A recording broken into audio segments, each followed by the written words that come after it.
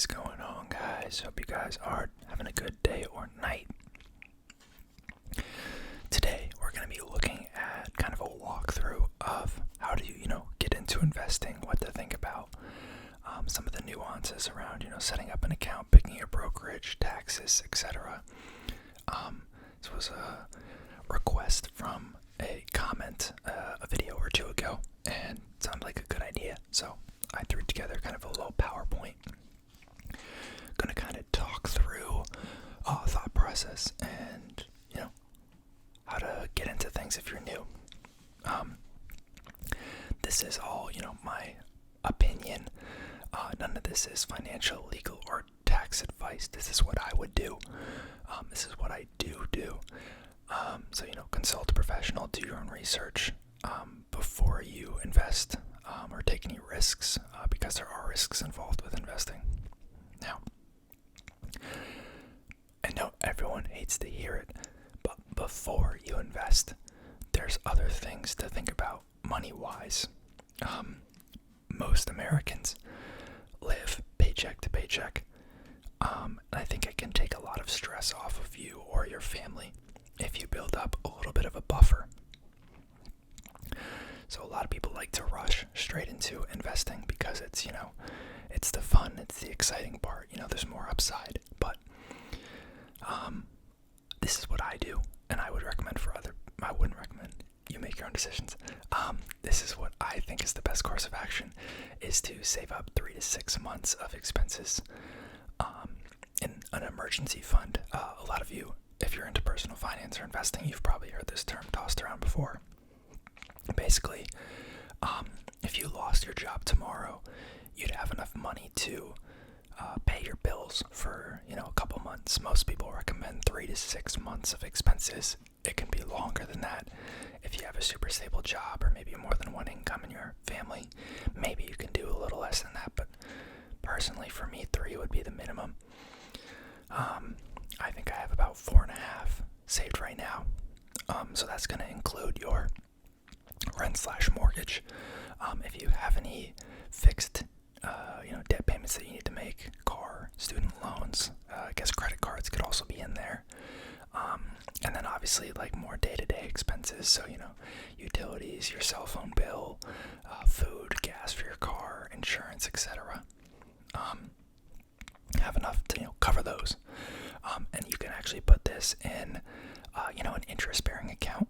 Personally, I'm not a fan of banking with any of the, big banks like, I think top 4 are Bank of America, JP Morgan Chase, Wells Fargo, Citi, pretty reputable banks. They can offer a lot of different services if you need them, but I believe that the larger online banks, still very large and well established, offer much more competitive rates on their, savings accounts. They'll offer anywhere from 3 to 4% interest on anything that savings account, whereas at one of the big 4 banks, you may be lucky to get like 0.2% or something stupid. And I think that, given the current climate, a lot of people are worried about being in anything but the big banks. My personal opinion that banks like Capital One and Ally are still very large, diversified, well-run banks. I think Capital One might be like the 10th largest or something. But that's who I use.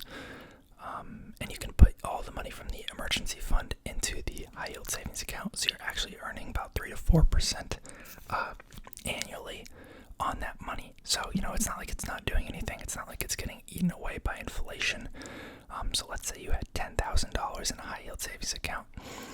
Right now, Capital One's interest rate is 3.4%. That's about $340 a year, or about $28 a month in interest that you'd be getting on that. And that's obviously, in theory, no risk. And it's super liquid. You could pull that at any time. You could transfer it to a checking. You could pay a bill, whatever you need. The next thing is, if you have any high interest debt, I would recommend, if I was in your situation, to do that. The number at which you switch from paying interest to investing changes for some people. Some people say you should pay down any debt with an interest rate higher than 7%. Some people say 5%, because even though that's slightly lower than what you could get in the stock market, it's a guaranteed return of 5% immediately. A lot of mortgage rates are going to be anywhere from the 3 to 8% range, so that one might be fine. Most people might not want to touch that. Credit card debt is usually in the 18 to 30% interest rate range, so if you have any of that, that's a pretty big deal. You can save a lot of money by paying that down, and that should definitely take credence over investing, and it also help your credit if you're not carrying a balance. Auto loans, that one will be tricky as well. That'll be kind of similar to mortgage. It's going to depend on what your rate is. Right now, auto loan rates are pretty high, so that's going to potentially be something that you want to pay off. Student loans could be similarly. A lot of those also might be variable rates. So rates are climbing now. Those are becoming more expensive. So that may be something that you decide that you want to pay down and get rid of and take the guaranteed return versus investing, because their returns can fluctuate year to year. So let's say you've considered all that. You've set up an emergency fund. Now you have to pick, where to invest. Now, personally, I use Fidelity. I also have a workplace 401k plan with Merrill Lynch. You don't get to choose typically where your 401k is hosted. But all my brokerage accounts and Roth IRA are at Fidelity. I absolutely love them. Phenomenal customer service, good website and interface, good app, good uptime. They have a pretty wide selection of products that you can buy. Treasuries, you can buy CDs, brokered CDs. You can buy most over-the-counter stocks. Bunch of stuff.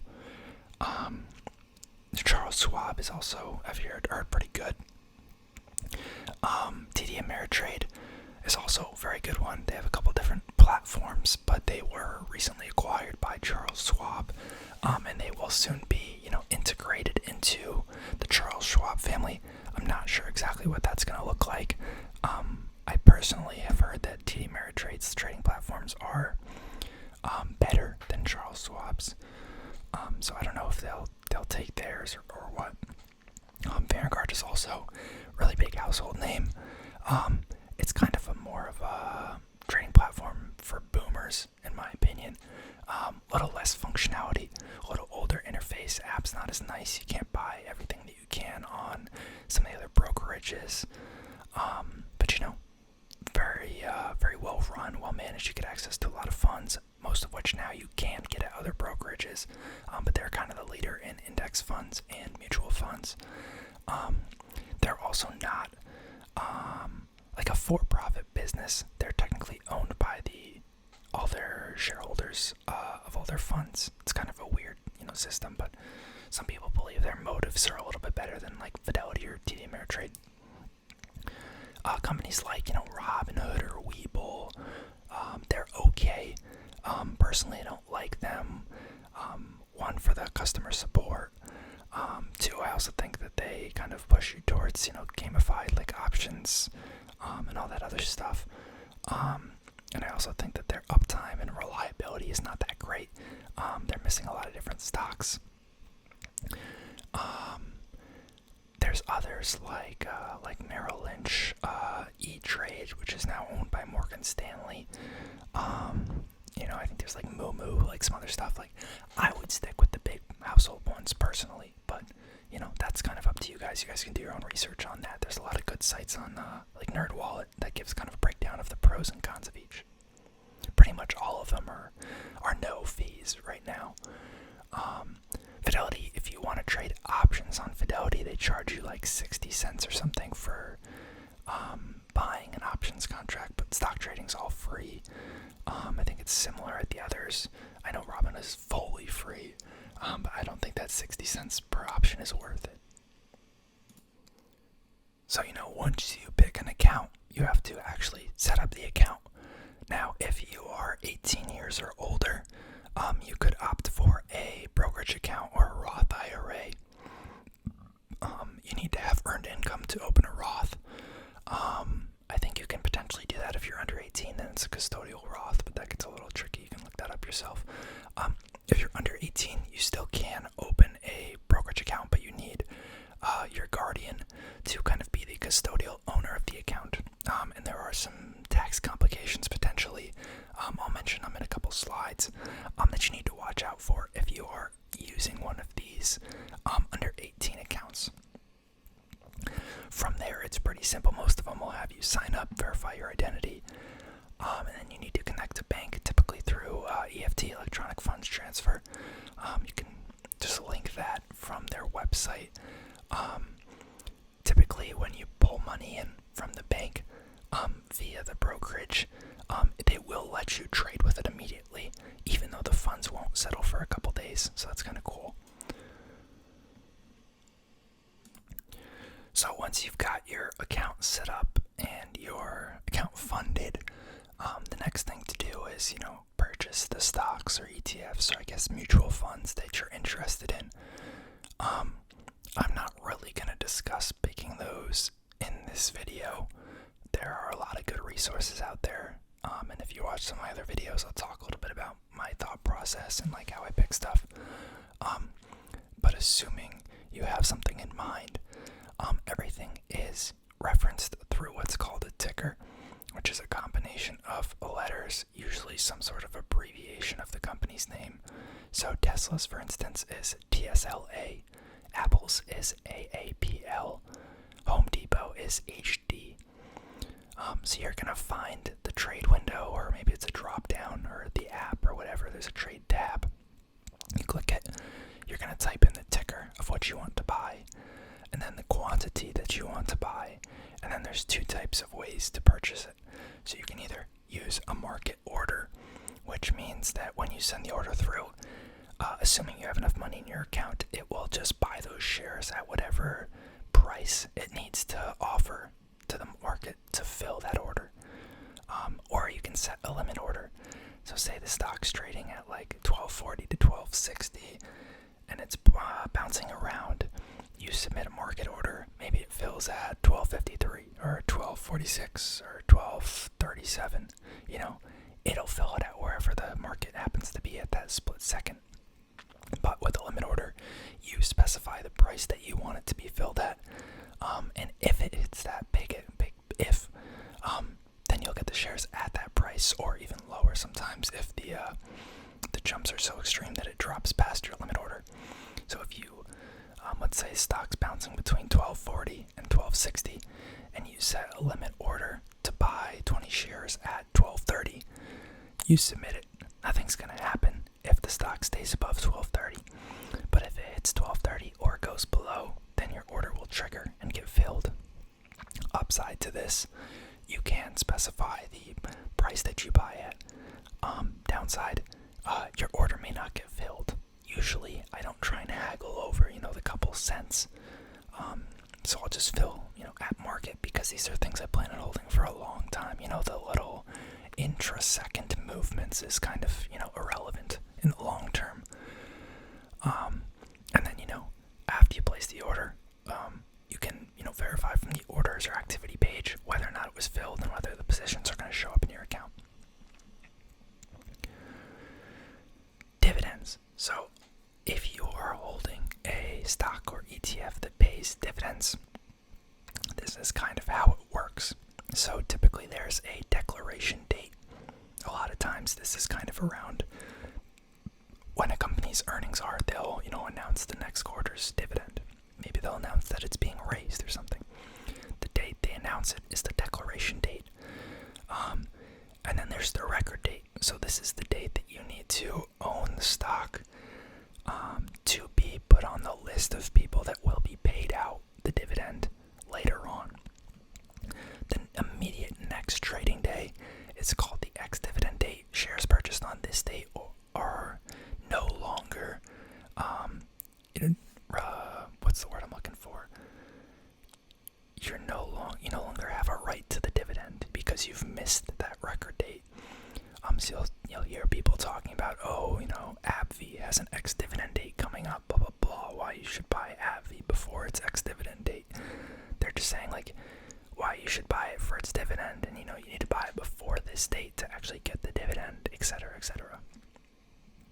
And then there's the payment date, which is when you actually get the dividend, unless you elect otherwise. Most of the time, it'll just show up as a cash payout in your account, and it'll be, tradable that day.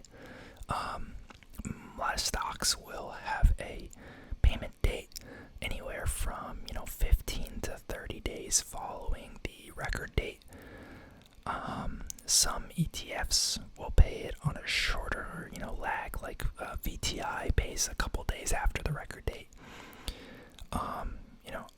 On the last couple days of the third month of each quarter, it'll pay out the dividends from a record date a couple days before. Now taxes, which is kind of the last crucial piece that you need to understand. Fidelity or whoever you use will not withhold money for taxes, so you will get a tax form in January, February, and March of the following year saying how much you've made or lost trading or investing from dividends or capital gains or capital losses. So you kind of need to plan for these taxes at the end of the year. If you are in a custodial account, you could be subject to something called the kitty tax. So if you have more than $2,500 of capital gains, anything over that is actually taxed at your parents' rate, which could screw you if your parents make a lot more. This is done so that parents can't use their kids as tax shelters for their investments. So yeah, some people a while back screwed it up for everyone else, but unless you're a crazy trader, you're not probably making more than that. Under 18 shouldn't be an issue. And if you have, I think the number right now is up to $3,000 in losses. That's actually tax deductible. So you can deduct that from your taxable income because the IRS feels bad for you, and it can help you out. But obviously, that is still not as good as just making money. And then one last thing to note is that dividends are taxed at a different rate. So, there's a little bit of a savings there. If you're making like less than 40K a year, I actually think there's zero, at least federal. State could be different. At least federal, there's 0% tax rate on dividends if you make less than 40 grand a year. Even above 40, I think up to like $500,000 a year, you're only getting taxed like 15%. That's why a lot of high net worth people really like dividend stocks. Provides a lot of income, but it saves them on taxes. So yeah, hopefully you guys enjoyed the video. Hope you guys learned some stuff. If you have any questions, let me know. I'm happy to make follow-up videos or talk about different aspects if there's things you're curious about. But otherwise, thank you for watching, and I'll see y'all next time. Peace.